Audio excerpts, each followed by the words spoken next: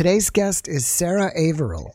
She had been an atheist her whole life, but during her most recent near-death experience, she ended up in heaven and met Christ, and now she's changed, and we're going to learn about it. Sarah, thank you so much for joining me, and welcome. Thank you. I'm really happy to be here. I'm happy to have you. I had mentioned this earlier, but you have had 3. Do you want to start at the beginning and go from there? Yeah, that'd be great. I'll start at the beginning. So I've had 3 near-death experiences, and the first one and the second one, I didn't go to heaven, but I will still tell you about it. So I was born about 5 weeks early, and so I was premature. I had a pretty normal birth, except for I was born breech.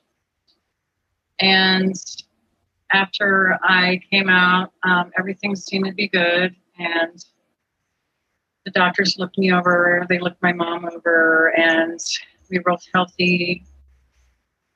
So they took me home. My parents took me home, and I was there the next day. It was about 24 hours later.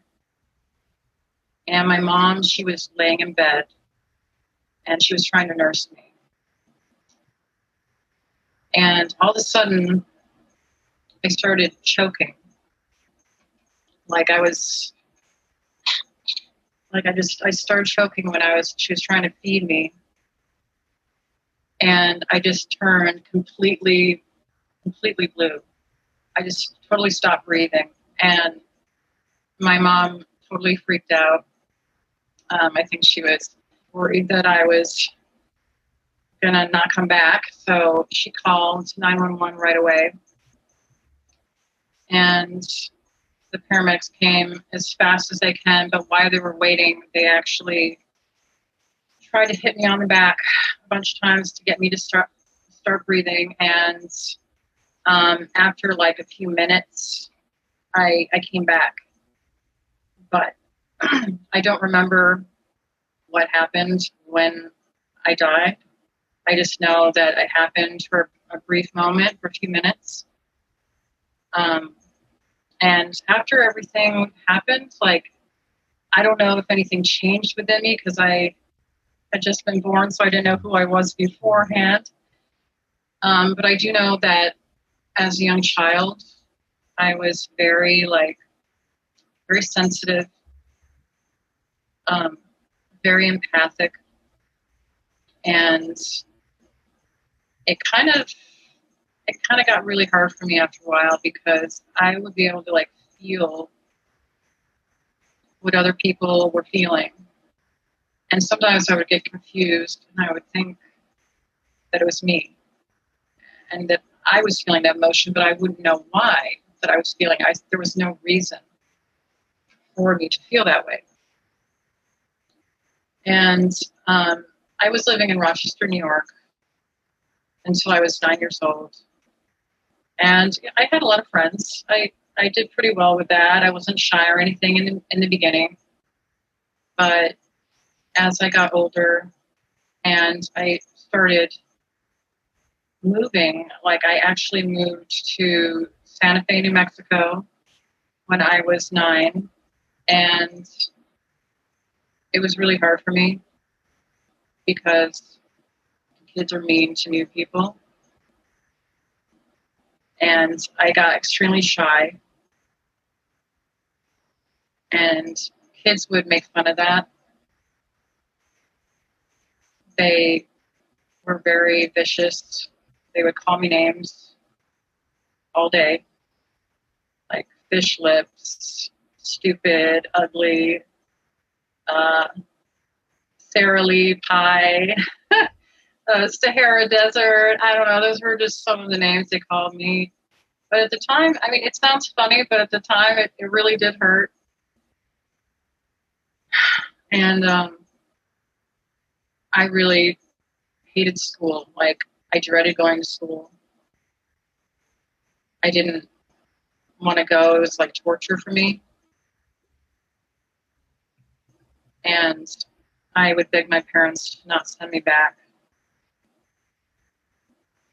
But they offered to help me, and I didn't want them to help me because I knew that if any of the kids found out that my parents had intervened and tried to do something about it, then they would tease me even more. So I didn't want my parents to do that, you know.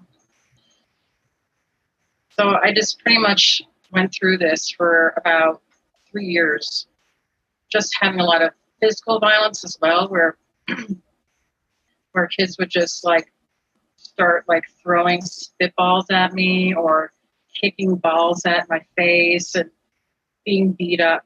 Like I was actually beat up once by a little boy. And then I was beat up a second time by a girl. And I don't understand because I never did anything to deserve it, you know? And it was always really hard for me to understand, like, how could kids be so mean? I mean, when I was young, I really feel like I really, I really did believe in God. I really felt a connection with God. But after all this kept happening over and over again, I started feeling like, how could there be a God?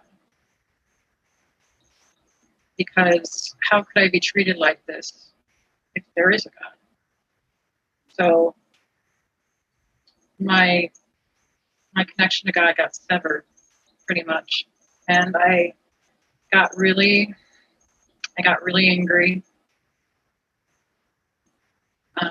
I got really depressed, and I started getting like really bad anxiety.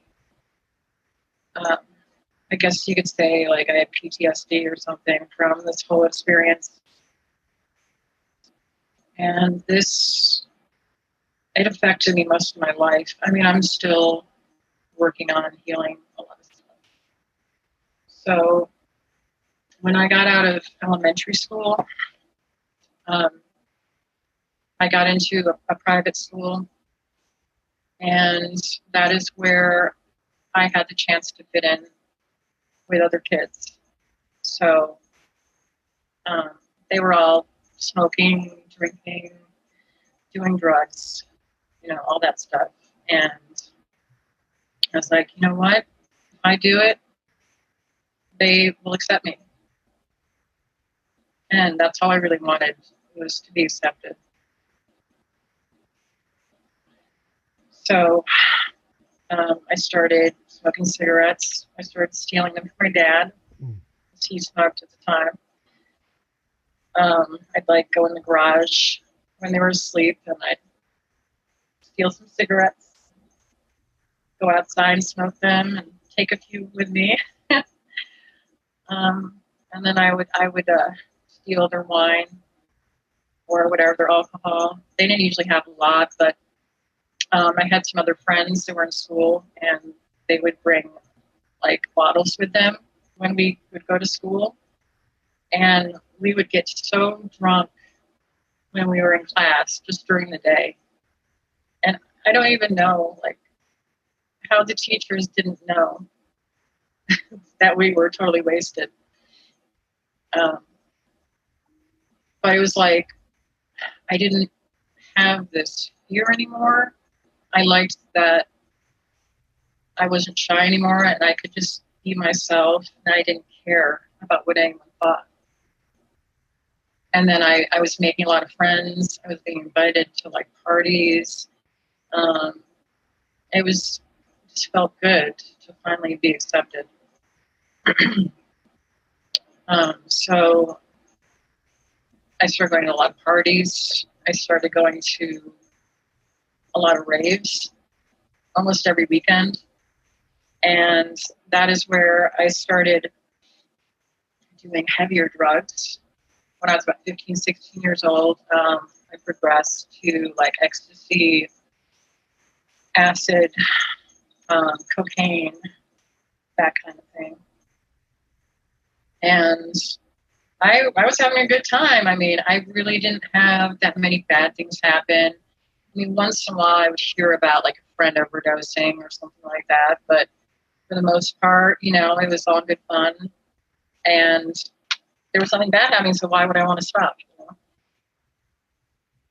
So I was pretty much just doing this for a while, but I started to like have bad things happen after a while. Um, like I would be, you know, just I would start having like people, act weird around me and start doing things to me. I mean, I had men that were really creepy that would come around, because I'd party doing drugs. So I started attracting a lot of really creepy people. And then I also started like shoplifting a lot. Every time I go into a store, I would shoplift. And then I started like actually driving when I was on drugs. And after a while, like it caught up with me, and I started like having to go to jail. I actually went to jail about 5 or 6 times. I was in and out of jail. 2 of the times were for DWIs. And then I had like a couple times that were for like not showing up to court for a traffic violation. And most of them were like really, small ones, shoplifting and the DWI and stuff. But I knew that if I kept doing it, it was probably going to get worse. But I kept doing it anyway. And so finally,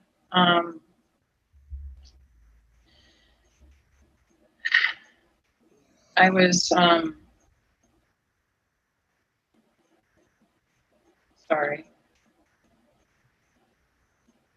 I was doing like a lot of pain pills with my ex-boyfriend. And I really enjoy doing it because when you can feel everybody and everything, it's hard to handle. So you just want to numb it all. And I think painkillers are the best way to do that. So I was doing a lot of pain pills, and I don't even remember a lot of my life because of that. Like I would watch movies and then I wouldn't remember anything past like 10, 15 minutes. I'm like, oh, I saw that, but I don't remember anything past that point. So there was just, I was just doing a lot of like really crazy behavior, and I started like not being able to get the pain pills and the patches. There was these patches we put on, and those were really strong. And I actually had a friend that had been using those, and he OD'd and he died. And that kind of deterred me from doing the pain patches. But then I started doing heroin. I was like, well, I won't do that. I'll just do heroin. That's safer, right? So I started doing heroin, and it was good at first. I didn't have anything bad happen. But then, I think a couple years in, it just got to a point where you knew something bad was going to happen soon because I was doing so much of it and so often. So finally, there was this one time that I was with my friend, and we were living out of his car. I was homeless at the time. And I was on the passenger side, and I would be the one that would shoot him up because he couldn't see. He was an older guy, and he couldn't see what he was doing. So I would shoot him up. But this time, I decided that I was going to shoot up first. I was like, you always get to shoot up first. I want to shoot up first. So I got it and I injected it. And all I remember is complete darkness. Like everything became a complete black void. And the next thing I remember was there was this massive flash of bright light. And I must have been laying down because when I woke up, I was pretty much like laying flat on the pavement. And I'd shot like straight up. And when I looked down, I had this huge, huge needle just sticking out of my heart. It was like train spotting or something. That's what it reminds me of. So apparently they had given me adrenaline to start my heart again. And the good thing was I had been at the park where there had been like a firehouse, and my friend had run over there and gotten them, and they had come over and they had saved me. I mean, I was very lucky that that was the case, because if I had been anywhere else, like let's say parked out in the middle of nowhere somewhere, I wouldn't have been saved. So I was really grateful for that. And I didn't do heroin for a while after that. I kind of was like, well, I'm not going to touch that stuff. That almost killed me last time, you know. So I was having a lot of health issues. And I was in a lot of pain from my health issues, from being the IUD that I had. So I decided to do heroin again. And I was doing it for like a few weeks. And so what happened was I actually got some from this guy, and he said it was really strong, but I didn't really believe him. So I decided to try some. I did the same amount I always do. And so what happened was I did the heroin, and the next thing I remember, I was in this black tunnel. It was this big, massive black tunnel. And it was like almost like it was going out of the back of my head and going upward into heaven. It's like it went upwards instead of like this way. I was going up. And once I got up, there were these two huge double doors, and they were gold colored. It's like I'm seeing them right now. They were about 12 feet high, maybe even bigger. And they were closed. But then they just slightly and slowly started opening. And I could see through the crack there was like this bright white light. And it just kept on getting brighter and brighter the more the door opened. And as soon as the door had opened up enough for me to see what was inside of it, I walked on through the threshold. And when I looked inside, I saw this Romanesque style building. And it was probably about the size of a ballroom. And there was these pillars that were outlining the whole building all around. And it was just like this, it was like marble. It was round. It was like this round building. And there was no ceilings. It just went straight up, and there was like clouds above me. And it was just like this bright white light. But it was It wasn't like a painful, like it didn't hurt your eyes or anything. It was just the most beautiful white light I've ever seen in my life. So I walked in and I saw like there was like gardens. There was gardens, and in the middle there was this fountain, and everything looked like it was marble. And there was like this stuff coming out of the fountain, but it wasn't water, because I don't think there's water in heaven. It was like some kind of plasma looking thing coming out. And then there was also these benches surrounding the fountain. And it was like something I've never seen before. It was just absolutely amazing. And then I saw like, there was 5 or 6 people, and they were standing out in the distance. And they actually like came over slowly. They kind of glided over. And they had on these robes, but it was like kind of just on one shoulder. It was kind of hanging off from one shoulder. It looked very, very Roman. And they all came up to me, and I didn't really recognize anyone that was there. But then there was this one really beautiful woman that walked up to me, and she had her hair like piled up on top of her head, and she had these like gold things in her hair, and she was absolutely beautiful. And she came up and hugged me, and then all of a sudden I realized that it was my grandmother,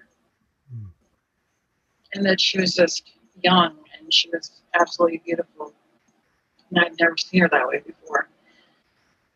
And for some reason, I would have expected maybe she would have been older, but now that I know that more about like near-death experiences, like people always say that people appear as they were when they were young and beautiful. They don't appear as they were when they died. And she didn't say anything to me, but she did telepathically say to me that she was happy to see me and that she loved me. So I gave her a big hug. And then everyone else came up and hugged me as well. And I knew that they knew me. Like, I don't remember them, but I felt some sort of love towards them, even though I didn't remember who they were. And we were just conversing and talking and just hugging. And then I saw a man standing to the left of me. And he was dressed all in gray. And he had like a grayish, like brown grayish beard. And a mustache, his facial hair. And gray hair. And he looked exactly like Jesus. And I've never been religious. I've never believed in any of that stuff at all. But something in me knew that it was Jesus. So I told him, I said, I don't want to go back there. I really want to stay here. Please don't make me go back there. And he looked at me and he smiled. And he told me, I'm sorry, but you don't have a choice. You have to go back because there's a mission that you have to complete. But he didn't tell me what my mission was. But I just accepted that. I didn't like probe him or like be like, hey, what's my mission? What's my mission? Mm. And so he told me that I had to go back right away. There wasn't much time left. So I followed him to another door that was off of that big structure that I was in, big building. And this door was smaller. It was a smaller door. And I walked through that door, and there was a hallway. And this hallway, instead of it being white, it was black. It was total darkness, except for doorways were lined with like red lights. And it really looked like Tron. If anybody's ever seen Tron, that's what it looked like. It was just the outlines of everything. So I walked down slowly to the end door and opened the door. And as soon as I opened the door, I was in my body. I felt kind of like whack, like I just got like shoved back in my body. Like I felt so light before when I was there. Like I didn't have a body. I didn't have emotions, any feelings. Like I just felt love, like unconditional love. But as soon as I was back in my body, everything came back to me. It all flooded back to me. And I started feeling pain in my body. I started feeling anger. That was actually the first emotion I felt. My friend was holding me, and apparently he had given me Narcan. And I was mad at him. I was mad at him. I was like, why did you bring me back? I just wanted to stay there, you know. So after that, I did stop doing heroin. I haven't done heroin since then. And I had a lot of really amazing things happen. I've developed like a lot of sixth sensory abilities, such as precognition. I've also like developed telepathy, and also like my empathy has gotten a lot stronger. And it can be really overwhelming sometimes. So I'm just trying to like figure out what I'm supposed to do with them and how I can help other people with it. It was very scary at first when it first happened. I thought I was losing my mind because I was hearing things, and I would hear somebody talking. Like I would hear like it was like a silent voice, like not like me talking to you right now, but it was like a really quiet voice. And sometimes like I would be hearing something in my head, and then I'd be, you know, let's say watching YouTube.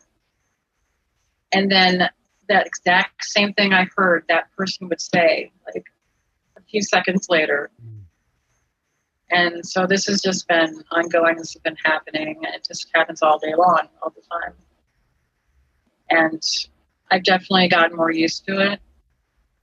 But it's still overwhelming for sure. And it's like, I'm still trying to learn like how to balance everything out. Well, you've had amazing experiences. I really appreciate you sharing your life with us. You've been very open. When you first came back, you said you were angry. Was that because you were angry for being back, or were you angry about something else? I think I was angry that he brought me back. Yeah, that he so-called saved me.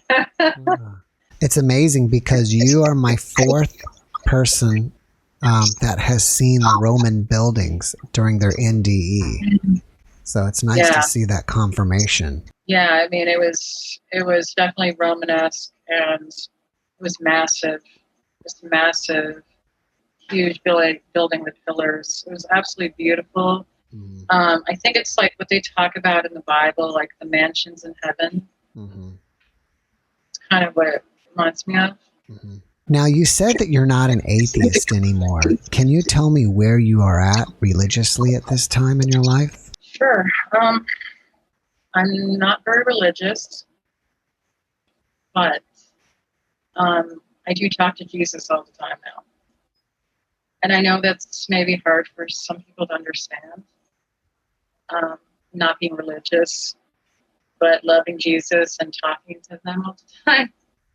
Because I think most people, they think, oh, well, Jesus was religious, but he was actually the opposite. He was not wanting people to follow all these religions and all the rules. Like, he was trying to have them follow, like, the basic principle of, like, loving one another. And I don't know, I started seeing visions of him. Like, when I saw him up there, at first, I was like, is that really him? But then when I came back, I started having visions of him. He kept on coming to me.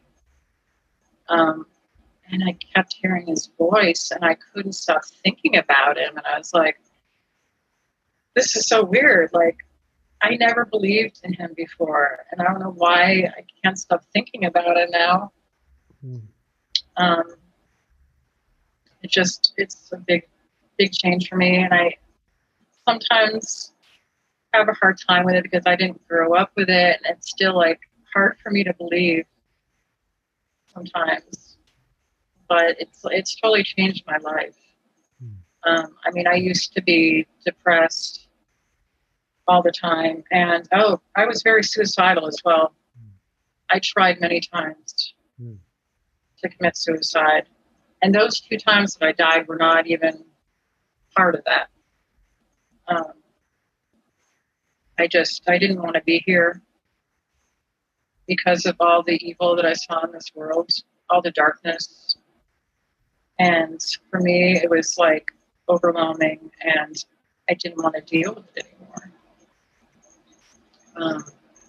But since I had my near-death experience and I met Jesus, I don't feel the same way that I used to feel. Like, I have this sense of peace within me now that I've never had before. And I actually, like, look forward to life now and what's going to bring me. I have, like, motivation. Like, I used to not be able to get out of bed in the morning. I would just sleep till, like, 1 or 2 in the afternoon, and I would get up and I would be like, oh, I'm up. I can't believe I'm up. I just want to go back to bed. Like, I was so depressed. I didn't even want to get out of bed. It was awful. But now I get up pretty early now, and I enjoy my day and listen to music and sing, and I just talk to God all the time, and He keeps me company because I definitely get lonely sometimes. I kind of feel like I have been alienated from a lot of my friends that I used to have, because I used to have a lot of party friends and just other people that were not really on the same vibration that I'm at now. And since I've changed so much, I really don't have that many friends anymore. Mm-hmm. So just being able to talk to God all day is really comforting for me. And He talks back to me and He tells me things. It's always right. Like, every time I ask a question and He answers me, it always turns out to be true.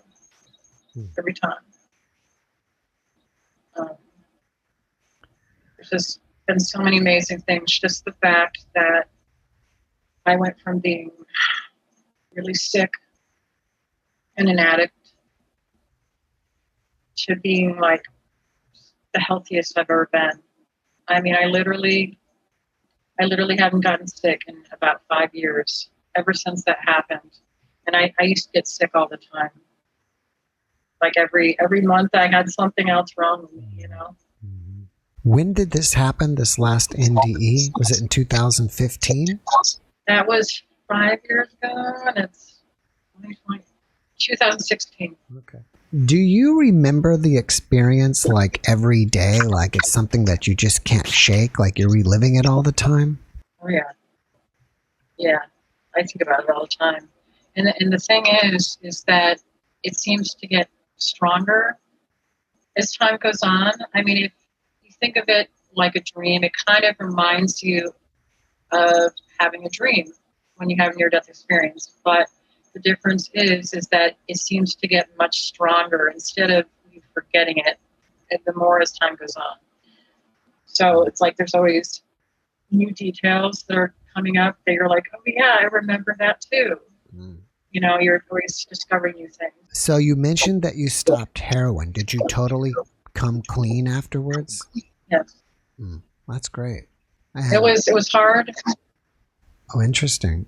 I was expecting it to be, due to your experience, be real easy, but you're saying it was difficult. Yeah, it was because I still had symptoms. I still had to detox from it and do all that. And then I had to pretty much change where I was living, get rid of all my friends. I mean, I basically like was totally reborn into a new person from this whole experience. Like I don't even recognize who I used to be at all. When you were going through it, I was having a little bit of audio trouble hearing you, and you said that you had 3 after effects from your experience, or at least I believe you said you had 3. One of them appears to be precognition. What were the other 2? I have telepathy now, and it's not like I can hear every single thing whenever somebody passes me. But a lot of times, if I'm around people, like if I like am still and I start listening, I'll start hearing their thoughts. And I know this because literally like a minute or 2 later, they'll say what I was hearing them, what I was hearing in my head. And then they'll say it out loud. And I was like, whoa. I mean, I'm still not used to it. Mm-hmm. You know, it's still kind of a shock. Yeah. Or like if I'm, you know, watching YouTube or anything like that, it's like it kind of just drifts in. I'm not trying to do it. It just kind of comes in. And I can just all of a sudden like I hear sometimes like at pictures, where it'll just be like a flash of something, like a picture, or sometimes it'll be a scene, or sometimes it looks like a little movie in my head. And then literally what I just saw, I will see in front of me, like happen either it could be happening in real life, it could be happening on the screen, you know, on something I'm watching. So that's pretty much what happens. And when it first started happening, I was kind of freaked out, for sure. Yeah, I would be. I didn't know what was going on. Do you now try to like shut it down, or you just accept it and it doesn't really bother you as much? Well, it doesn't bother me as much as it used to.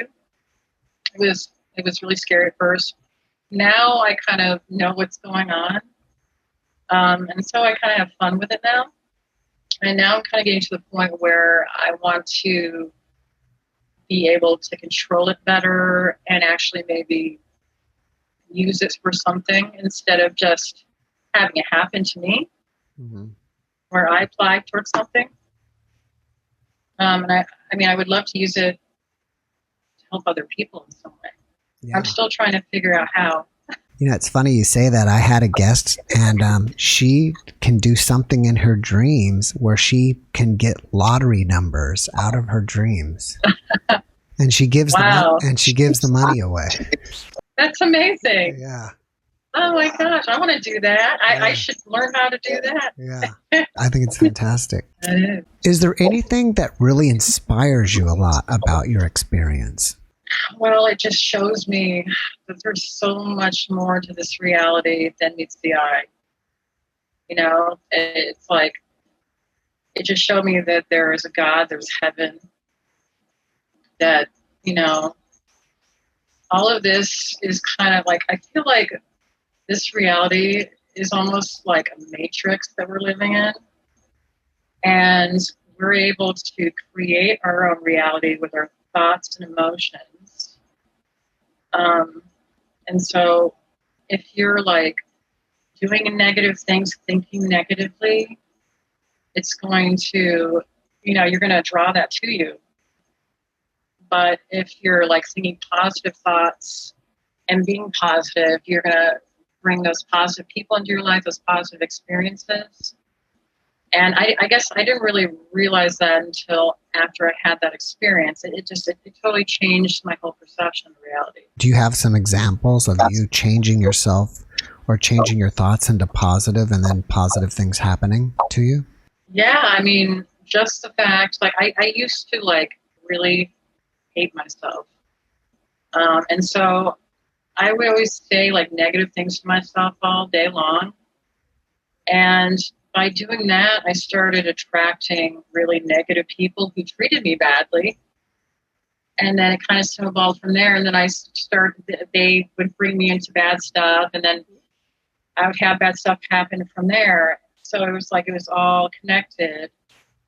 But once I changed my perception and how I viewed the world and how I acted,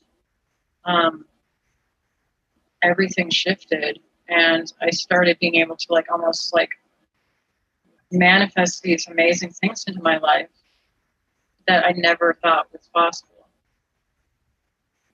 And bringing like people into my life that reflect who I am now, where I'm at, that are similar vibrations. You said you've had conversations with Jesus and God since your experience. Is there any jewels of wisdom that you've learned that have been really profound? I just know that you're the one who chooses to be who you choose to be, and nobody else can choose it for you. A lot of people will try to choose it for you, but we need to realize that we have the power to make our own realities and to create what we want to create. I don't know, but I just know that they are just with me. They fill me with this unconditional love all the time. I don't feel anger like I used to feel. I feel this sense of peace that I've never felt before. And just the change I've felt in just even the way that I think about everything has shifted everything for me. I mean, I don't have any like certain pieces of wisdom they've told me because they've told me so much, but just about unconditional love mostly, especially for myself. If I can't have it for myself, then I can't have it for anyone else. So at this point in your life, you don't fear death anymore, do you? No, I don't fear death, but I think the thing I fear the most is having the people I love die. Even though I know that they're going somewhere, they're going to heaven, but I'm going to miss them. If somebody I love dies, I would still miss them very much. Right. Even if I am still able to connect with them. I connect with my grandmother all the time. She's always with me. She's always by my side. It's interesting that you mention that because it's common that I'll see comments on the videos that so-and-so's family member had passed, and that's kind of what brought them to the video. So for those type of people, can you give them any advice that tell them that your loved ones are okay and everything's, don't worry about them, or some, whatever you can put in your words? Yeah, this isn't the end. This life is just the beginning. I feel like this is a dream within a dream. And we're all it's like waking up. Like once you pass over, it's like you're waking up from your dream. It's like this reality is not as real as that reality. Mm-hmm. And they are always able to access you and connect with you. It's whether you're willing to see it and to hear them.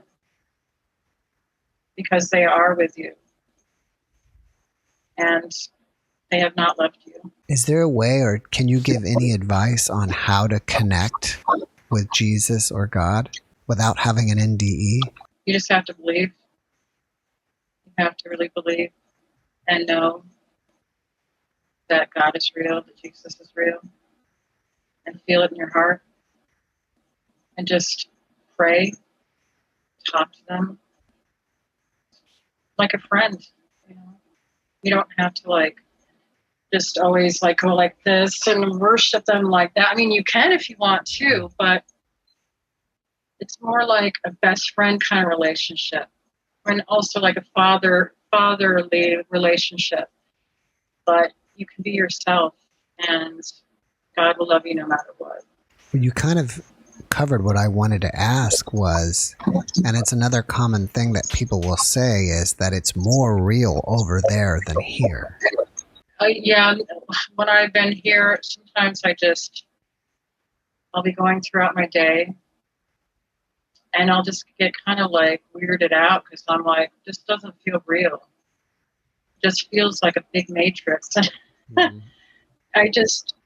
I'm looking at everything and it's like I'm in the Twilight Zone.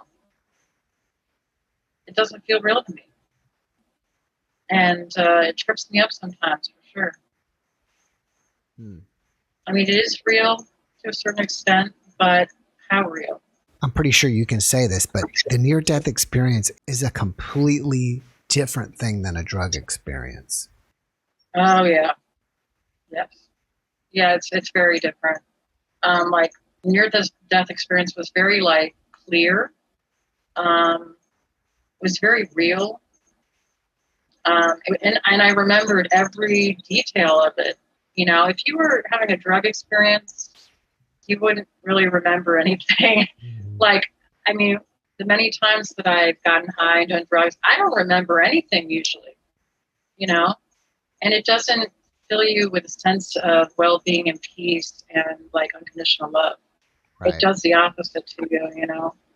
Like, leaves you feeling depleted and, like, empty inside. Right. So it's a totally different feeling. Yeah, where this appears to be more spiritually transforming. Yes. Yeah, very much so. Right. Very much so. All right. Well, I'm going to change gears with you. I didn't even ask you. Do you have anything that you want to promote? Are you working on something? Do you have a website? Are you a class or a book or anything? No, I don't have a book or anything like that. I just started sharing my experience. So I don't have a lot of stuff out right now.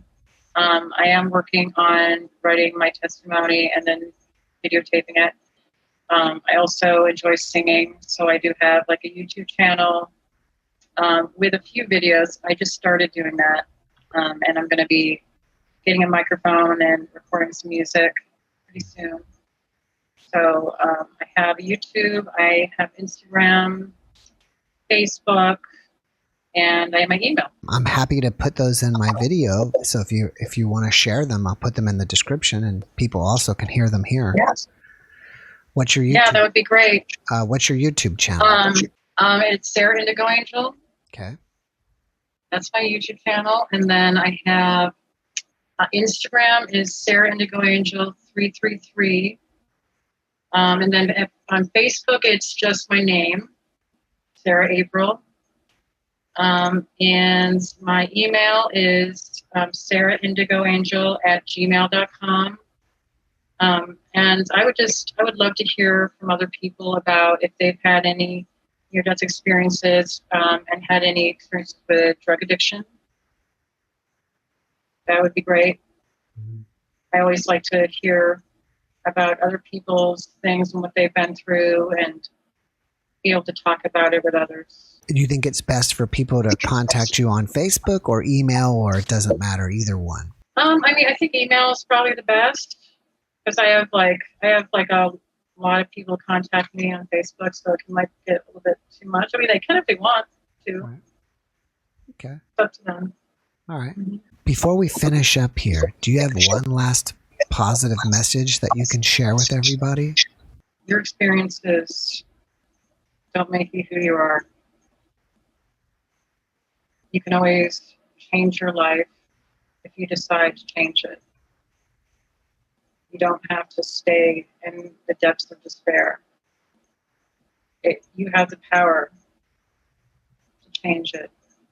And by making that decision, all you have to do is go for it and to not fear.